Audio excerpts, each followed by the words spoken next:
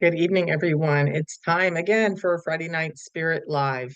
The Spirit Program Live is recorded for Friday nights at 7. Sometimes we do it live with guests. I want to really uh, go over something that has come up a lot lately, and I think that it's very important to revisit it because I know I did a segment on this before. It's been quite some time. But you've heard a lot of people say, be the change. And what does that mean? There's famous songs about it.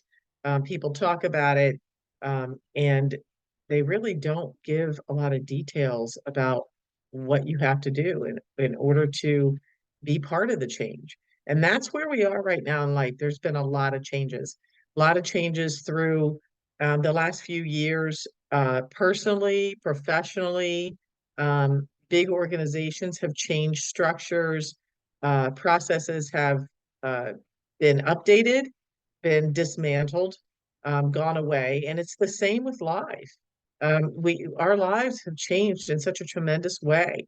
The way we communicate, the way we, uh, you know, do our work, our commutes, everything, major change. But a lot of those changes were forced on people, especially when COVID came. They were forced changes. They were not changes that you're willingly making on your own. We woke up one day and there really wasn't a choice. And that's what I want to talk about tonight. You do have choices. Everybody thinks everything that you do, I don't believe is fated. I believe there are fated occurrences, but I believe in free will. I believe that you'll eventually get where you need to get. But, are you going to take the detour getting there? Are you going to take the straight, path? Are you going to veer off? Are you going to learn a lot of additional lessons that you may not have had to learn had you stop resisting change? And what I really want to talk about when it comes to change is we want everything around us to change. We want the weather to change so it pleases us. We want people to change so they please us. We want people to make us happy. We want everything to be a certain way. That's our human nature. But the lesson in life, which I call this the school of life, is to be willing and recognize and, tuned in enough to yourself to realize that you don't have control over other people, actions, behaviors, no matter what you do. So you change your behavior to try to please someone else and change them. And this in the midst of changing your behavior, you're making yourself unhappy. So the key is not to change the other person, it's to change yourself. And you do that by focusing and working on yourself. You do that by sometimes even ignoring certain behaviors. Some we can't. If we're sharing space with someone, if we're working alongside somebody, we have to be able to collaborate. We have to be able to set boundaries. And that's another area of change. Are the things that are happening in your life happening because you don't have good boundaries? And I have people that get really upset about people that they claim don't have boundaries, and most of those people are the ones that are unwilling to set boundaries themselves with others. They're not willing to speak up when they're unhappy about something and do it in a respectful way, not doing it so that you're arguing or combative, but doing it in a way that is beneficial. Um, just because you attempt to set a boundary doesn't mean someone is going to respect that boundary. That's when you decide whether the relationship is worth continuing to try to salvage and continuing to try to set that boundary, which, you're going to get that repeated lesson somewhere else if you don't complete it in the relationships that you have. That doesn't mean that you continue to see the same behavior in someone. They're not willing to budge. You have made adjustments in yourself, and that's what it is. It's about following through with yourself, pleasing yourself, choosing the things that make you happy, taking care of your own self-care. That's good sleep, exercise, fit, moving your body, nutrition, um, personal time, making sure you have good work ethics as far as disciplining yourself, making sure that you're not falling short, and leaving yourself in bad situations. But it shouldn't be all work and no play or all play and no work. It should be able to find balance in that. But again, these are all things where you focus on yourself. I should not have to ask permission of someone when I want to switch careers or jobs or what I do if I'm very unhappy where I am. It should not be something where discussing the changes that may change in schedule if you're sharing schedules with your spouse for, daycare for your children, taking care of your pets, taking care of the household, whatever that is. But I don't think anyone else should have a say in what career you have. That's happened where I know parents have told children, I'm not going to pay for your college unless you go to school for, X, Y, and Z. Not something that, that's foolish. It's not something that is going to make a good living for you. How do you know? Because you live now in a much bigger home, and when they're envisioning you in this big home, married with, 5 children. And that's not the life that you want for yourself. And is that the life you have because you didn't, starting out young, because you didn't speak up for yourself? And a lot of times it's because we don't get choices when we're children. We weren't given choices. And these are all things that have already been uh, preset or conditioned in you. And people then just continue as adults to go along with the same kind of program. Someone tells you to do something and you just do it because they tell you to, because that's what you're used to. And you fail to be able to make choices for yourself, to stand up for yourself, to be able to pick up where that person left off. You do pick up somewhere, but in another relationship where it's the same thing. Someone's telling you, what you're going to eat for dinner tonight, where we're going. They never compromise. What we're going to do for fun, which isn't fun to you. That your life is then controlled and entertained by other people, and not even in a way that makes you happy. So if you're living that type of life and your relationships are all based on what other people want, and then there's the other person that always got what they wanted. If they didn't, they were not easy to get along with or be around. So in order to have what they want, they make uh, waves. They make it difficult for the other person. So the other person gives in, pacifying to make peace. So are you pacifying to make peace in relationships? Or are you the one causing all the commotion and getting your way because you're throwing a temper tantrum like a 2-year-old? And I mean that. I mean to really look at yourself honestly is how you become the change. If you're going to change and your life is going to change and it's going to serve you in a good way, you have to be able to take an honest look at your life, take a look in the mirror, um, make changes, compromise, collaborate, but also not be a doormat and give in. You can't be the one that always just goes along with the program. So you make a choice on where you are. Where's the happy medium with that? Relationships are what the whole world is based on. That's the whole purpose of being here, is to learn how to collaborate with other people, how to be able to get along. We're not designed or meant to be alone. We're meant to share our life with other people. That doesn't mean you don't spend time by yourself. I spend a lot of time by myself and I don't feel lonely. I'm satisfied with that time. But I also don't want to, isolate myself from people either. And that's a whole nother issue that we talk about that has to do with grief. Um, it has to do with an escape sometimes through life and things that we're not happy about. So that is, again, an unhealthy thing. We're not by design meant to be alone.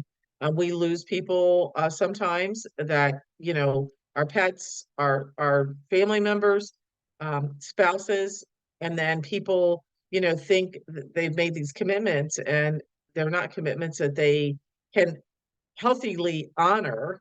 And I say that it's not healthy for you to be alone or not have companionship because a promise was made to someone that no longer is here physically. And I see that happen a lot too. So that's discussed in other segments. But in order to be the change, it's focusing on yourself. It's making changes that, make you happy. It's being able to tap in um, to the inner voice, and really follow your gut instinct for what you want, and not always pushing yourself or feeling guilty. That's where it really, really, the the shaming and the guilt that people feel, that's where it comes into play, where people will give in. Um, and then, they say, I don't want to do something, and then they walk around feeling guilty for 24 hours. Or they say no, and then change their mind because they see the disappointment or the behavior of the other person. When again, it's not your responsibility to do that. I'm not talking about taking care of your children, but you should have personal time. Sometimes we have to redirect children because they're young, and we get them to have their own personal time, get them to also understand how to do things that make themselves happy, how to take, you know, an activity and sit there and do it, and not necessarily have to have someone all the time sitting there playing with them. Sometimes we do spend that time, but maybe you're doing something where you're working from home, or and you have the children there, you're doing something personal that helps you, with your personal time. But that doesn't, you have family time, you have personal time, you have friend time, and then you have work time, career, school, whatever that is. But being able to also separate those categories sometimes. Do you bring work home with you and you can't shut it off? Do you go to work and you can't stop talking about home? Are you able to redirect yourself and focus? So working on yourself changes everything. I'm not trying to change the other people around me, and I'm not competing against anyone around me. There is no competition. I tell people there's no one like you. There's only one person on the face of this earth with your fingerprint. That's how unique you are. And if you don't see that, hopefully eventually you will, as you work on those things. But people are going to continue to struggle, everyone, yourself and anyone included, that continues to try to make everyone around them change and they stay the same and there's no change, because the world is constantly changing. Everything constantly changes. And we can't stop that change from happening. But we flow with the changes. Just, a lot of people resisted a lot of things that were going on when COVID happened. And eventually, you had to let go of some of the old things and some of the old ways, and you had to conform to a new way. You had to learn how to get onto Zoom, how to communicate with people, through electronics, and you couldn't necessarily be together even on a holiday. So you had to make some adjustments. Making those adjustments are important, but also the human connection is important. All the electronics and all the things that we're with right now and all the access we have does not mean that we don't need human interaction. And so you don't want electronics to replace that, part of you either. It's being able to find balance between all of it and shutting it off, because our bodies are not changing in any way. Our organs still work the same. Our mind works the same. It's being able to tap into your spirit and being able to quiet the mind and being able to have time to do that. And you do that by unplugging from all the electronics, grounding yourself, getting outside, spending time with people, having fun, taking that break. And again, all of those things, there's so many things that I mentioned. And how do you do it? I have an amazing program. It's a 12-week program called the Spirit Program. I work with people all the time. It's a life changing and a life coaching program. It takes only 12 weeks. It goes by so fast. And if it transforms your whole life. We have a conference coming up, one expo coming up. It's a one-day expo and retreat from 10 to 5 on Sunday, April 21st, 2024 in Frederick, Maryland, at a retreat center here, where it's a beautiful setting and surroundings. It's just a day to unwind, to unplug. We even did a 2-for-1 ticket, so it pays for your meals. And you're basically coming, that day to spend the whole day and get your lunch, 2 tickets for the price of one. Bring a friend, bring a buddy, and come out and join in. And it's a jump start into the program that we've been teaching, but it's also surrounding this program that I'm doing now. I'm always writing new material. is not only a jump start to what we're doing, but it's an addition to and a building on what I've done for years. I'm writing a new book right now called Reset Your Brain, or Retrain Your Brain, because it's both the same thing. When you're retraining your brain, you're doing a reset, kind of like you do your computer. And there's a lot of things that are on our computers that they get picked up and they don't really belong and they don't serve us. It's the same thing for, resetting and retraining your brain. It's like a two-part series, because you have to clear out the things that no longer serve us in the world that we're in right now. And if you hold on to the old things and they don't work, it's like holding on to a computer that is sluggish and doesn't work, or an old TV. And that's not going to work for the world that we're in now. And retraining your brain is to let go of things and to reprogram it, to not have that old conditioning and way of thinking, so that we can't decide for ourselves and we're not strong enough to stand up to ourselves for ourselves and set boundaries. The 12-week program is amazing. This is our 20-year anniversary. I'm so excited. I wrote uh, the 10 books that this course. I wrote those books in 2004. And they became a program that I actually saw people one-on-one in my center. I still see people one-on-one in my virtual studio. And then I see people in groups, and there's going to be a group that starts right after this. So please check it out on the site. Please join us. Please come in and have fun and enjoy a day where you're surrounded by people who are learning some of the same things, but also just to unwind, relax, rejuvenate, and reset yourself for a new path, a jump start. And a lot of people try to do this at the beginning of the year, New Year's resolutions, just coming off holidays, lots of things going on. The best time to do it is in spring. That's when everything is regenerating, renewal. You look at the all the animals coming out and the buds on the trees and everything's blooming. So you want to bloom, you want to jumpstart into 2024. It's not too late to do that. And to take these tools, and these tools you use forever. My book is called Your Toolbox for Life. There's 10 books in that toolbox, and it's considered the wellness Bible of the industry. But really, really hope you can join us. You will not be disappointed, I promise you.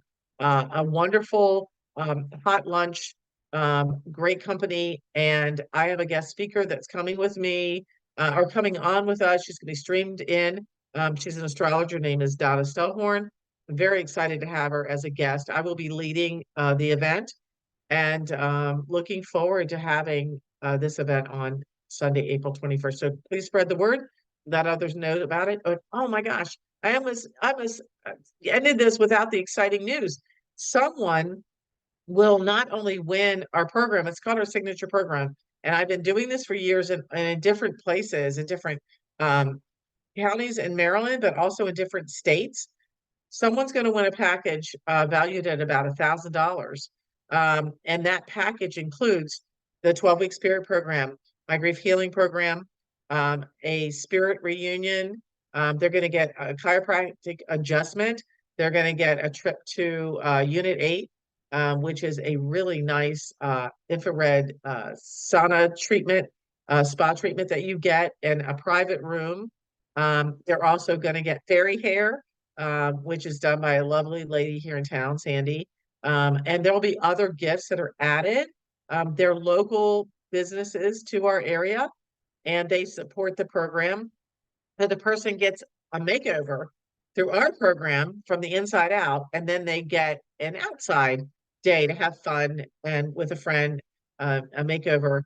They'll get a dinner and a not only dinner, but the event, the spirit reunion event that evening, that they can come and bring a guest.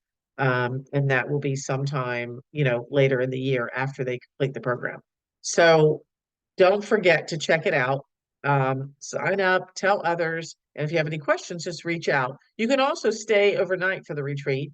That is going to be enjoyable, but they're not going to have many rooms left soon. But there are other events that happen at this retreat center, so not just our own. And we do have some people signed up now. So the people that are signed up will stay overnight, and they'll get up and do a sunrise walk at the Labyrinth. if you're interested, that is on there. That does not include the buddy system, but there is a discount for that for each ticket. If you do come with a friend, you each have your own room. And so I hope you can join us. And I promise you, you won't be disappointed. So have a wonderful evening, a spectacular weekend. Happy Friday again. And I will be talking to everyone very soon. Thank you. Blessings.